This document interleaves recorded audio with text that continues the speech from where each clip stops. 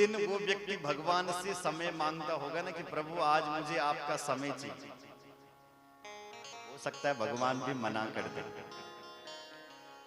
कि तुझे तो मेरी कथा के लिए समय नहीं था, अब मेरे पास भी तेरे लिए समय नहीं। बोलो जय श्री राम। इसलिए दुनिया के लिए किसी काम के लिए समय निकले चाहे ना निकले, भगवान के लिए अवश्य समय निकाल दे। प्रभु के लिए निकाला हुआ समय अत्यंत महत्वपूर्ण है। भगवान को समय दे दिया, फिर भगवान हमारा समय हमें लौटाएगा जरूर। इसलिए भगवान के लिए अवश्य समय देना।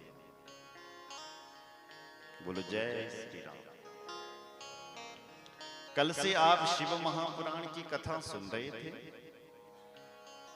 और कथा में आप सुन रहे थे कि कैसे ब्रह्मा जी ने सृष्टि करी और सृष्टि में ब्रह्मा जी ने एक पुरुष और एक स्त्री को प्रकट किया जिनकी उम्र 16 साल की थी।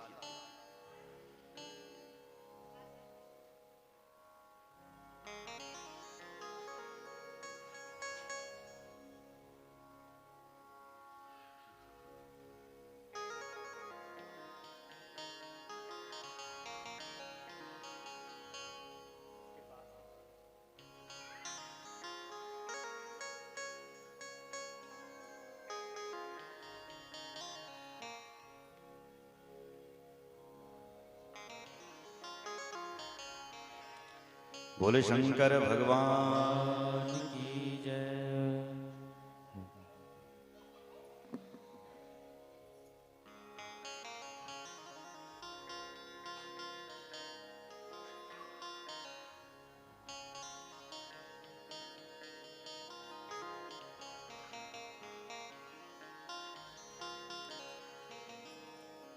बोले शंकर भगवान की जय। हर हर महादेव। तो कल आप सुन रहे थे कि ब्रह्मा जी ने एक स्त्री और एक पुरुष को प्रकट किया। स्त्री का नाम था संध्या और जो बालक था उसका नाम था कामदेव। ब्रह्मा जी अपनी बेटी को देख करके मोहित हुआ क्योंकि उनके बेटे कामदेव ने उनके ऊपर बाण चला दिया। उनका बेटा दूसरा धर्म आया जिसने अपने पिताजी को खरी खोटी सुनाई और महादेव का ध्यान किया। महादेव प्रकट हुआ और महादेव ने ब्रह्मा जी को डांटा। ब्रह्मा जी को डांटने से बड़ा बुरा लगा तो ब्रह्मा जी को पसीना आया और ब्रह्मा जी के पसीने से पितर देवता प्रकट हुई जो आजकल इस धरती पर घूम रहे हैं। और उन पितरों के साथ हमारे पितर भी इस धरती पर घूम रहे हैं। बोलो जय श्री राम। जिनके पितर जिनसे प्रसन्न रहते हैं उनकी यहां खुशहाली रहती है और जो अपने पितरों को तिलांजलि नहीं देते हैं, श्रद्धांजलि नहीं देते हैं, धूपांजलि नहीं देते हैं, उनके पितर उनसे नाराज रहते हैं, फिर हमारे घर में अशांति रहते हैं। इसलिए तर्पण को और श्राद्ध को, पिंडदान को हमारे शास्त्रों में श्रेष्ठ बताया। दैव कर्म से भी ऊंचा है पितृकर्म। यदि आपने पितरों का अर्चन कर दिया और देवताओं का अर्चन कम भी कर दिया तो भी आपको पुण्य फल ज्यादा मिलता है।